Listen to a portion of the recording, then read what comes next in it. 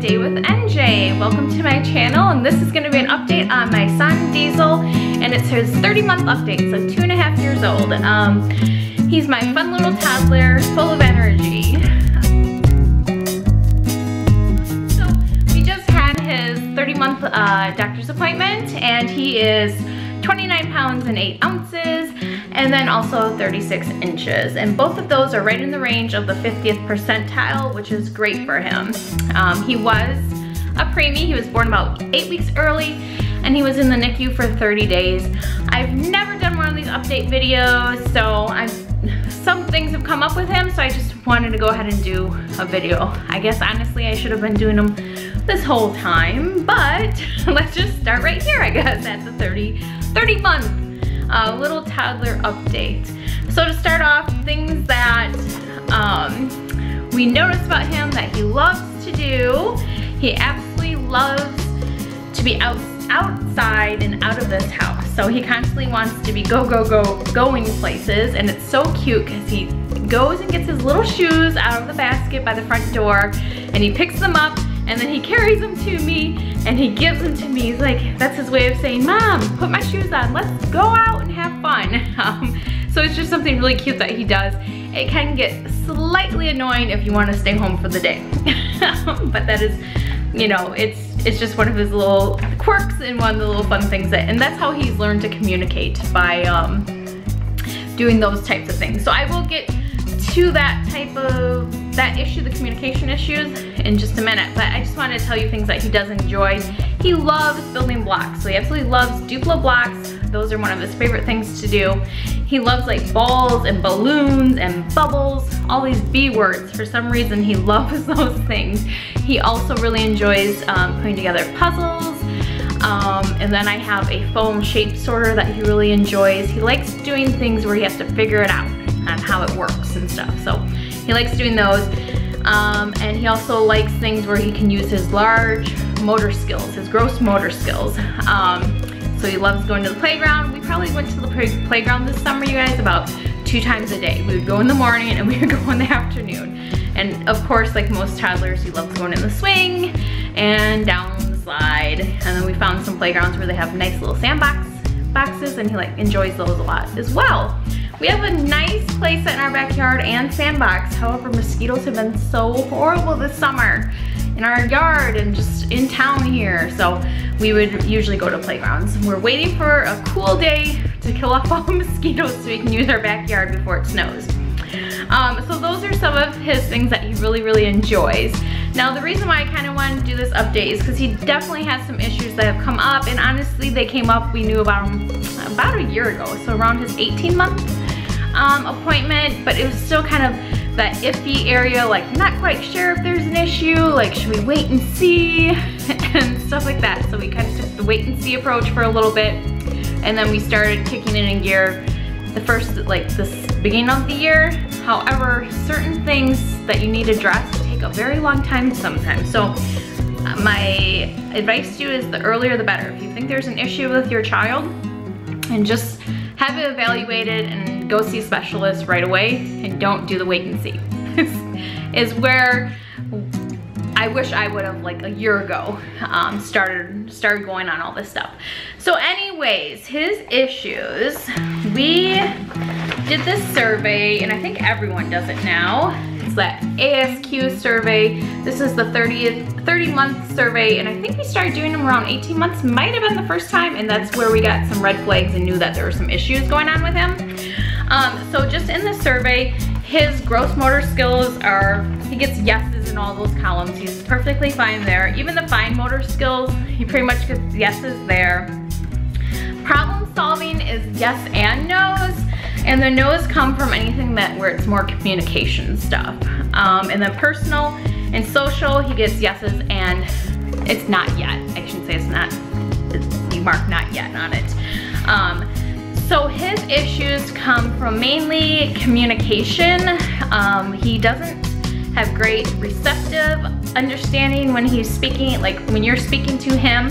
He can't really follow commands. If you tell him to do stuff, there's not a whole lot that he understands or will follow through. There's a few things, if I tell him, go get your shoes, let's go bye-bye, he might sometimes go do that.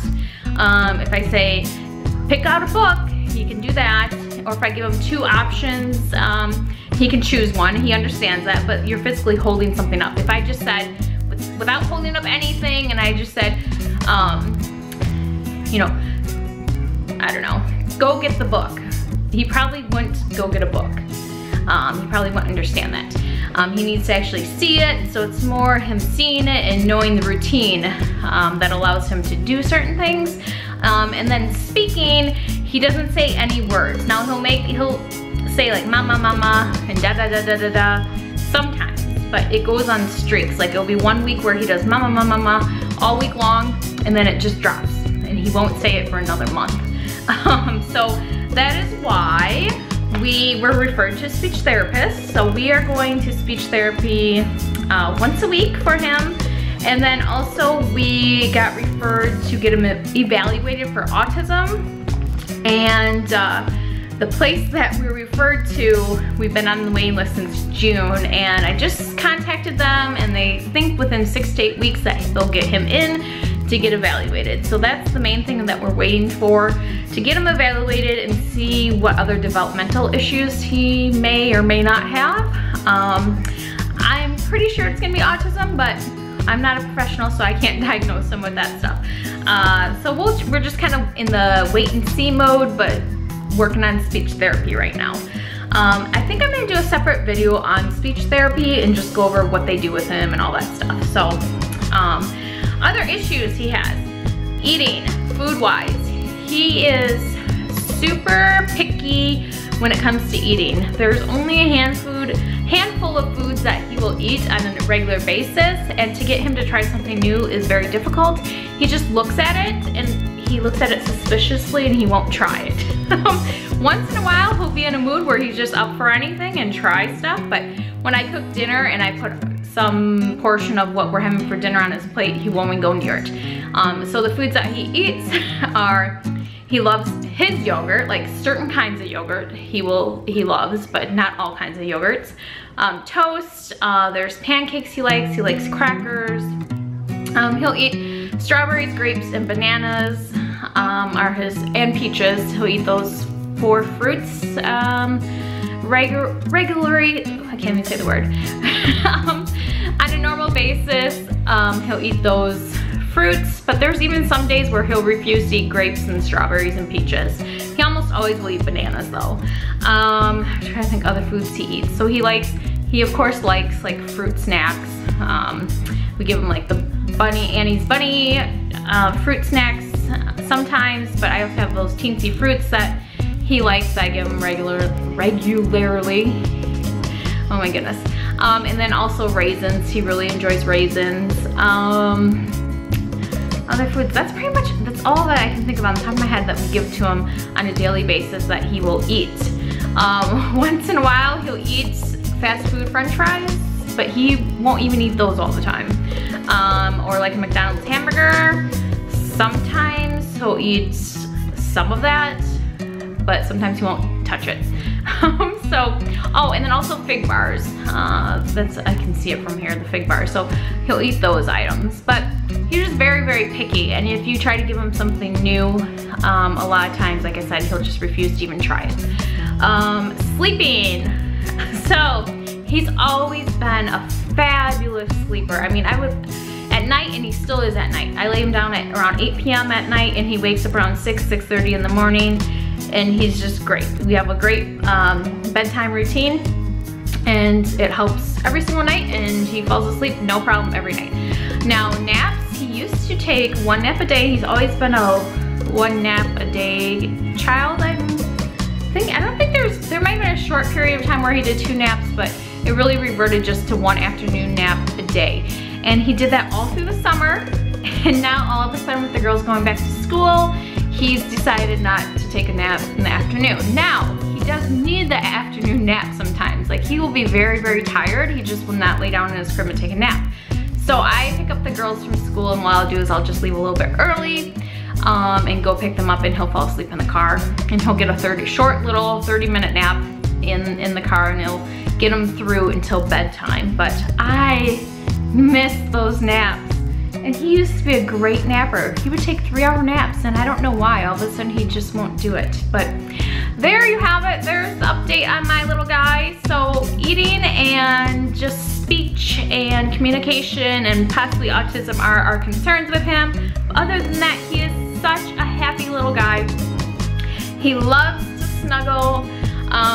He loves to climb up on the couch and lay next to you. He loves to be tickled and laugh, and he always wants someone by him. Luckily, he has a big sister, Miss Amara, who loves to hang out with him too. It's so cute. One of his favorite things to watch are those little Zoom, short little cartoons, and she will pull up the Zooms on her Kindle, and he will just snuggle next to her and watch the Zooms, but he just laughs and laughs at those little things. I wish they would come out with more Zoom toys. That's what I want before Christmas.